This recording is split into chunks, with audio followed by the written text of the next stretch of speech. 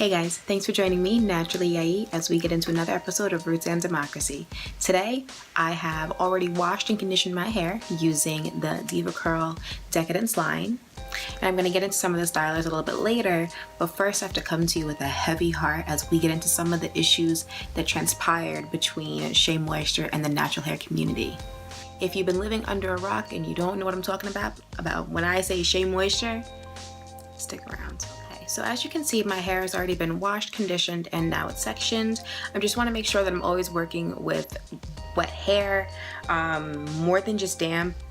Not dripping, but definitely wet. So I just keep a water bottle on hand at all times. Then I will be putting on a leave-in conditioner, I guess you would call it. And this is the Diva Curl Super Cream Coconut Curl Styler. And then I will be using my beloved Eco Styler gel in the olive oil. Okay, so what had happened earlier this week, right? So Shea Moisture decided that they were gonna basically put out a commercial, which they have a little mini series going on right now, right? Where they're featuring a lot of curlies who struggled, they're talking about their past and what they've overcome now that they found Shea Moisture, blah, blah, blah. And which is great. That's what we want to see. What we weren't expecting was for Shea Moisture to feature 3 white women and 1 light-skinned woman of color. Now, when you're watching this ad, the first thing that popped up in my head was, where are the dark-skinned ladies of color that have been supporting this brand from day one? Now, this video is only about a minute long, and you don't actually see a woman, a dark-skinned woman, up until maybe 53, 54 seconds in, is I believe what I saw. That's not good.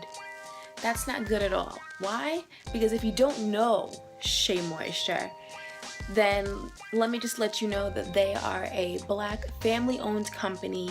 They do hair products, all natural. They do bath, they do skin, they even do makeup. When you are first starting out on the journey to natural hair, chances are if you ask anybody what product to use, someone's gonna say Shea Moisture. They're gonna recommend Shea Moisture to you. So to have this brand that's so ethnically rooted, I mean, they use product from the women in poor countries and they turn around the profits from these products and they generate it right back into the hands of the people in those countries.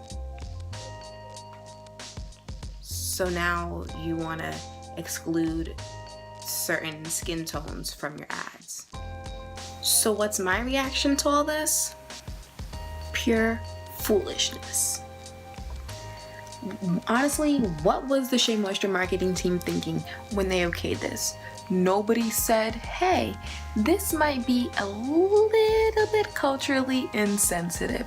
The Black women that use our brand, they might not like how this looks. The Black women that use our products might not take this well. They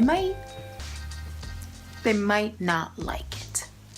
So for me, this honestly felt like a slap in the face. It felt like when you're a child and you're acting up in the backseat of the car and your mom just comes at you with the slickest backhand. You didn't even know it was coming. You had no idea. It felt like the morning when I found out that Bernie lost the New York primary. It doesn't matter that it's 2017. If you don't have Black hair, it's damn near impossible to understand the struggle that we go through as a Black community. Because it's not just women, it's men too, it's children, it's the whole community. There's a reason that we refer to our hair as our crown. Before the Europeans came and uprooted our ancestors from the African motherland, our hair was grown long and beautiful and it was braided, all just for pure decoration. And of course, as soon as we get to the New World, the first thing the Europeans want to do is to strip us of that culture. They cut our hair. They took away the tools that we used to maintain our hair. The wooden combs, the oils, the butters. None of that could be found here in the New World. And from that point forward, Black women were cast as having the inability to grow hair. You know, as a culture, as a Black culture, we struggle, and we continue to struggle to every day trying to find products that tame our curls, that are cost effective, that work effectively. And you know, is it really so much to ask for a product that's made or owned by other Black people? And that's no shade to be thrown at other manufacturers. It helps for me to trust a company if I know that everybody that works for the company really uses the product, or you know, they know somebody that uses the product. If your company, you know, features mostly people with looser curl pattern than mine, how do I know that product is really going to work for me? That's one of the things that I first thought about DevaCurl. The first natural hair product that I ever used was the Shea Moisture Curl Enhancing Smoothie, and I'm sure there's a lot of people out there just like me who started off with Shea Moisture. I had no idea what the hell I was doing, but I liked the way the product smelled. It said that it was for naturals, and it wasn't that expensive. And I kept going back. I eventually started putting people on. I put my mom, some of my cousins, friends, people on the street, you know, whoever asked me, what products would you recommend? Shea Moisture. That was my go-to, especially because it was so widely available. This company had a way with just highlighting how beautiful Black women are through their hair, and it made you feel confident in yourself. So why the fuck would Shea Moisture go ahead and produce an ad like this and think that it's okay? So now that my hair is done, I'm just gonna basically just touch up the front here, do my roots right there in the front, and basically just let this bad boy air dry for, I don't know, maybe not that long. It's actually feeling pretty good in the back. It's still wet, obviously, but it's a lot drier than I thought it was gonna be. So what was Shea Moisture really thinking, honestly? My initial thought was that, sorry guys, I'm just gonna get on in here. My initial thought was that maybe it has something to do with the contracts, with the partnered companies in the contracts in the commercial, because as you saw, it's not just Shea Moisture. In the commercial, it's partnered with Target, and I don't know if you guys know this, but there's actually another ad where a similar situation happens, and the ad features like a light-skinned girl, or maybe she was white, I'm not sure, to be completely honest. That one was actually partnered with Cosmopolitan. I don't know about Cosmopolitan, but I happen to love Target, and unfortunately I gotta play devil's advocate here, guys. So my theory is, hey, maybe Shea Moisture really did shoot a diverse mix of models that day, but these partnering companies only okayed a certain few. Obviously, we saw which ones got okayed. Then I did my research, and I found out that as of 2015, Mitt Romney, as in 2012 presidential, Republican presidential nominee Mitt Romney, you know, ran against Obama during his second term, actually partially owns Shea Moisture. Why in the hell would Mitt Romney want to do that? Well, like any other white manufacturer in the past that has found a gold mine, basically, in the Black hair curl world, he wants a piece of the pie. He wants some of that money. Now, reports say, and I've got all the links for you in the description box if you want to check out where I got my information, all my sources, they are down below.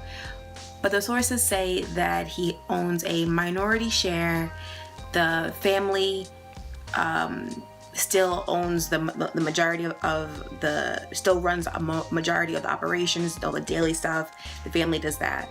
But that doesn't necessarily say that Mint doesn't have any say in what goes into marketing. I'm just speculating here, but I'm pretty sure that the two have something to do with each other. And if that's the case, I can't support that. And I also just can't support giving Mitt Romney money. I mean, he's a Republican and I'm a liberal, and sorry, bruh. But for that reason, I will be using the rest of the Shea Moisture products that I have, and that will be that. As of right now, I will not be purchasing any more because of this reason, because Mitt Romney owns a partial share of Shea Moisture. I don't care how big the share is. All I know is that he's got his toes in there, and that is a little funky to me. By the way, the company's name is Bain Capital. They are a investment firm, and Mitt Romney owns the firm, and they bought a share of Shea Moisture. Now that we know that Shea Moisture doesn't really advocate for us, we're gonna move on. And it's not okay, but we're gonna continue to grow, and we're gonna see what's up next. All right, so it's been maybe like 40-ish minutes.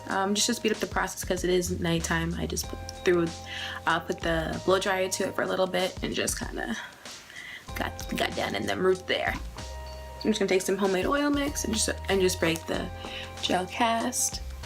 But I don't love Shea Moisture products any less. I don't know about anybody else, but I am just gonna continue on my journey to finding other Black-owned natural hair products, because you gotta see what else is out there. I'm gonna continue to buy Black-owned when I can, and I'm even gonna, you know, dabble in maybe making some of my own stuff. We're gonna see how that goes. Some DIY. But I'm definitely open to alternatives. Shea Moisture is not the only Black-owned natural hair product on the market, and unfortunately for them, this week they learned that lesson. Thanks for tuning in to Roots and Democracy today, guys. Let me know your thoughts and your opinions in the comment section down below. Make sure that you subscribe to my channel. Make sure that you check out some of my other videos that I got going on. And definitely make sure that you follow me on Instagram at naturally_IE. naturally_IE. So they can follow my journey to a waist length. Otherwise, until next time, stay blessed and unstressed.